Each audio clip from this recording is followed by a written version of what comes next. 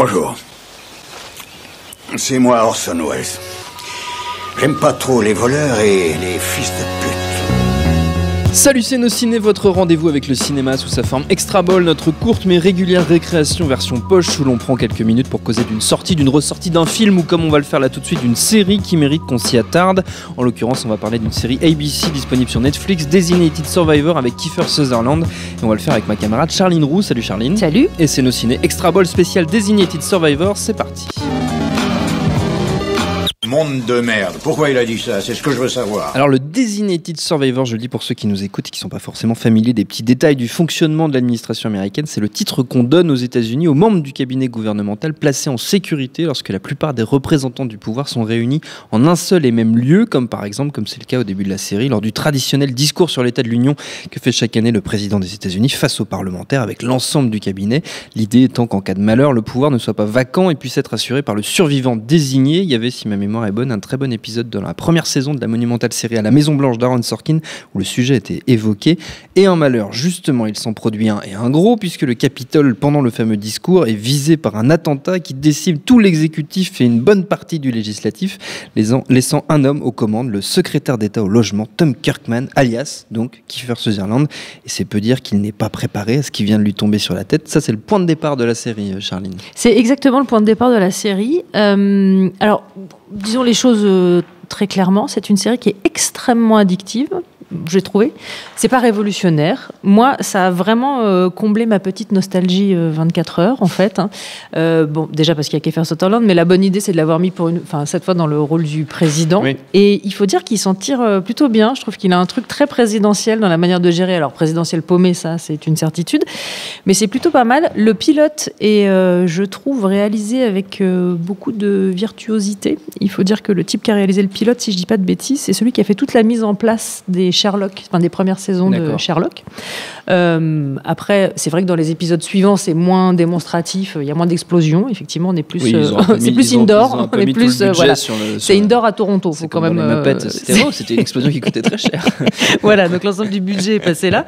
Mais c'est un mélange entre la série politique, dans laquelle on parle beaucoup, et puis aussi, comme dans toute bonne série politique, on mélange aussi avec le domaine de l'intime, parce que c'est toute la famille du président qui n'est absolument pas prête à ça et est rapatriée. Et se retrouve scrutée, voilà. Et ses petits secrets se retrouvent un peu éclatés au comme grand il jour. se doit.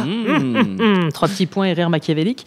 Non, enfin... C'est un peu une série d'espionnage aussi, quelque part. C'est un peu il y a machination sur machination. Ça, on y trouve son compte, il n'y a pas de souci.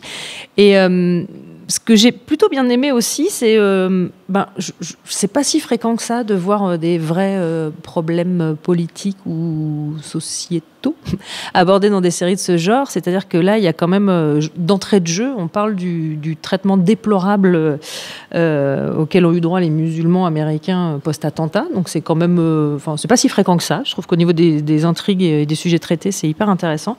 Et quand je dis ça joue clairement sur la nostalgie 24 heures, c'est que le Jack Bauer de la série est une femme. En l'occurrence, c'est Maggie Q qui court pendant toute la série. L'informaticien Chloé est donc un homme dans cette série. Et puis il y a même les codes sonores qui rappellent 24 heures, parce que la musique, c'est Sean Connery qui est le type qui avait fait la musique de 24 heures, donc on reconnaît 2 ou 3 codes quand même. Et puis dans le côté hyper haletant, il se passe un truc toutes les 2 secondes. On pense quand même aussi beaucoup à la Maison Blanche, à The West Wing, d'Aaron Sorkin, sur le côté les walk and talk, puisqu'il y en a quelques-uns, sur le côté toute la dimension du speechwriter, donc le type qui écrit les discours, qui est très mis en avant là-dessus, les discussions dans le bureau ovale. De toute façon, il y a la grande histoire et la petite histoire, voilà, mais en même temps avec pas mal d'action, quoi, du complot à gogo. Non, j'ai trouvé ça pas mal. Alors, en revanche, j'ai une vraie réserve, mais qui tient plus au mode de diffusion, c'est-à-dire que là sur Netflix, moi je suis habituée à pouvoir regarder ma saison en entier et d'un seul coup. C'est le principe du binge-watching. Là, je pense, si je puis me permettre, que c'est lié au fait que ce soit une coproduction avec ABC et que donc ce soit lié à la diffusion télé. Absolument, mais moi je me suis sentie spoliée dans mon petit abonnement Netflix, ça m'a agacée au plus haut point, donc j'ai attendu d'avoir ce qui me semblait être une saison entière, mais en fait non. Je préviens quand même, ce qui est disponible en ce moment, c'est une moitié de saison qui se termine sur un cliffhanger absolument insoutenable et que le reste de la série arrivera au mois de mars, donc il faut quand même un peu patienter pour savoir ce qui va arriver à ce bon vieux Tom Kirkman. Mais je suis quand même hyper contente d'avoir retrouvé Kiefer Sutherland. T'as failli dire que t'étais contente d'avoir retrouvé Jack Bauer, non ? Non, Kiefer Sutherland. Mais alors, il dit beaucoup moins d'insultes. C'est vrai. Il bute beaucoup moins de gens.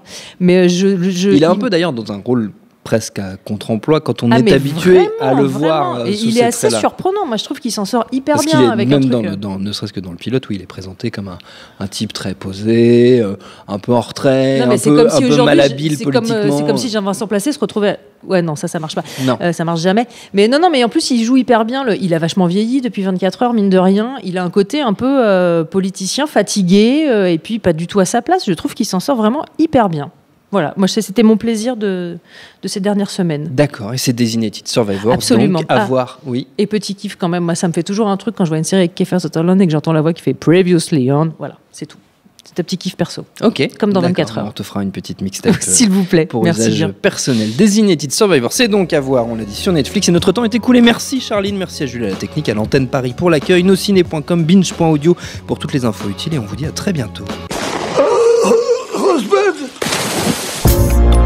Salut, c'est Mehdi Maizy, retrouvez No Fun tous les vendredis, le podcast qui donne de l'amour à Kanye West, Michel Berger et Kalash Criminel.